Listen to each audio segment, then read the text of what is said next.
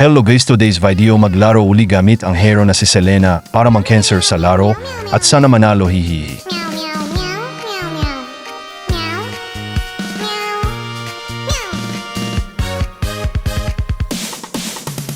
Dito sa part na ito nakakatakot kasi mga nag-invisible ang mga hero na naipik na aming kalaban.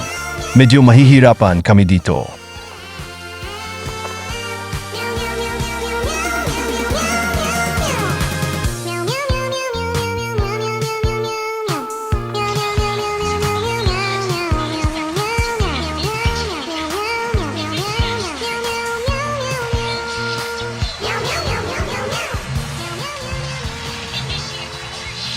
Medyo lag ang gameplay natin ngayon dahil nakakaranas tayo ng unstable network pero okay lang yun, kakayanin natin ito.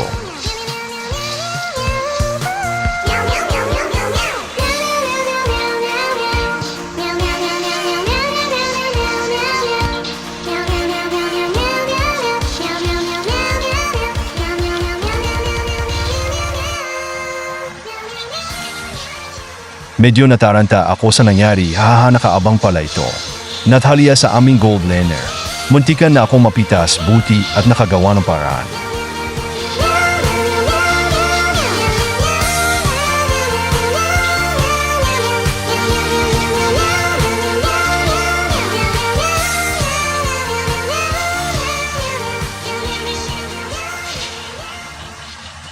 Nagkamali ako sa pagpasok ko dito, medyo malalim na pala at wala akong backup. Napansin ko na wala na din sa mid lane ang Kagura, masyadong mabilis ang pangyayari, hahaha. It was at this moment that he knew. He fucked up.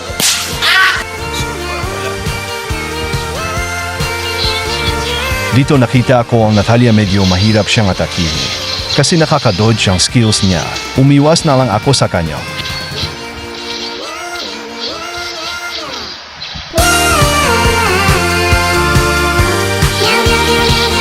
Sapulkas Sakin Masaito, Kong Malalam, hahaha.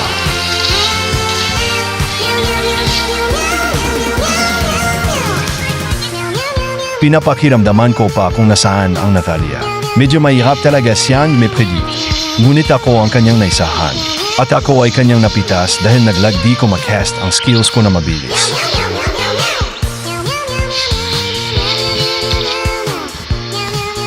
Mga nagsipunta ang apat naming kalaban sa gold lane at nagkaroon ng clash dito sa bottom. Medyo mali ang pagpwesto ng mga kakampi ko at dahil doon napitas sila.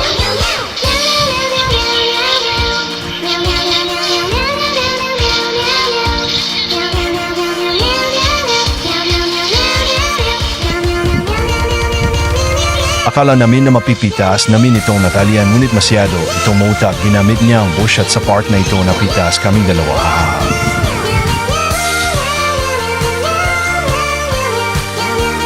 Walang mapa-awareness itong Kagura nila kaya ito ay aking napana. Napansin ko na ang aming kalaban ay di namin nakikita sa map kaya nag-play safe ako dito at hinayaan ng aking kakampi ang mag-front at hindi ko inasahan na magkakaroon ng clash. 3, yes, 4 nakapitas kami ng 2 ngunit patay ang jungler namin, haha.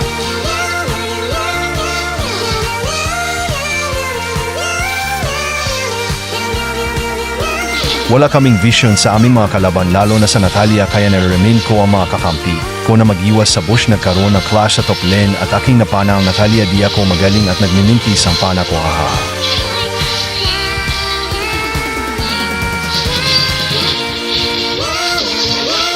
Nagkamali kami dito dahil sinugod namin sila sa tower at may ult pa pala itong Kagura nila kaya napitas ang aking kakampi. Medyo maasim, haha.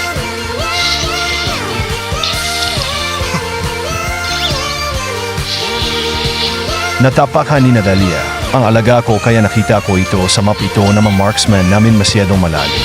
Kanyang pwesto at kita naman sa map na nasa top lane. Banda ang iba kong kakampi kaya siya ay napagtulungan. At dito muntikan na magka-clash at napitas pa ang mage namin.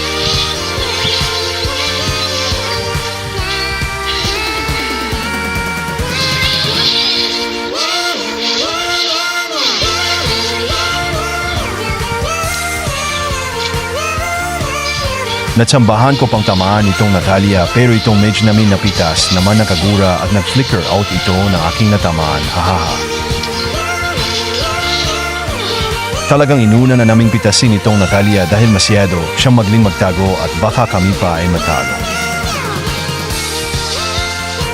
Kukuhain na sana namin itong Lord ngunit itong marksman namin kailangan na back up at amin na reset muna ang pagkuhang Lord at kami ay nanalo sa clash.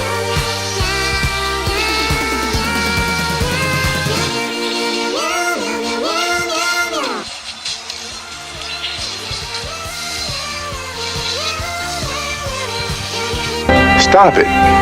Get some help. Nagta-trash talk ang ng aming mga kalaban. Hahaha dahil naubos namin sila sa clash pero hindi pa dito nagtatapos.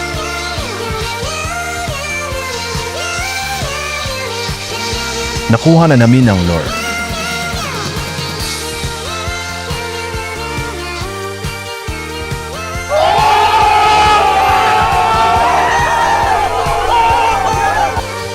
Inubos na namin ang kanilang mga tower para wala na talaga silang chance na manalo. Akala ko ay matatapos na namin ito.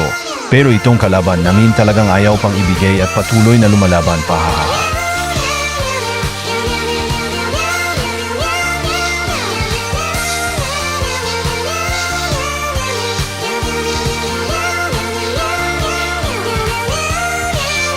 Nakita namin itong Hellcurt na nagtutrol na lang dahil aminado na siya matatalo sila pero hindi na siya pinatakas ng aking kakampi.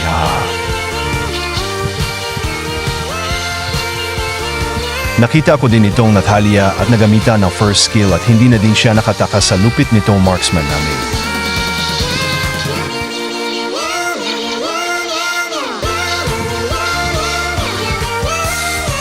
Nagmamatigas pa rin tong tatlong ito para depensahan ang kanilang base. Tower skill lang ako na skill tsambahan. Kung matamaan, ang plano ko dito ay mag-tower lock na para matapos na pero biglang nagkaroon ng clash at napitas namin sila.